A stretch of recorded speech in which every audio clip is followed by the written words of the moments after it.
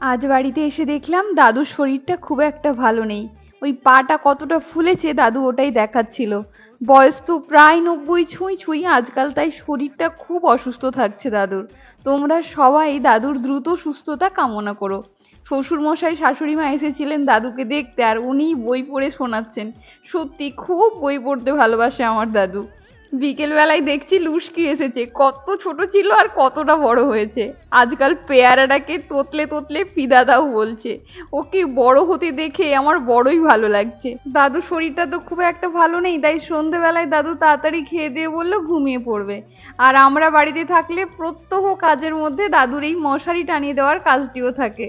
এত চনমনে মানুষটিকে আর ভালো লাগছে না এভাবে দেখতে। দাদুকে বললাম শুভরাত্রি জানাতে।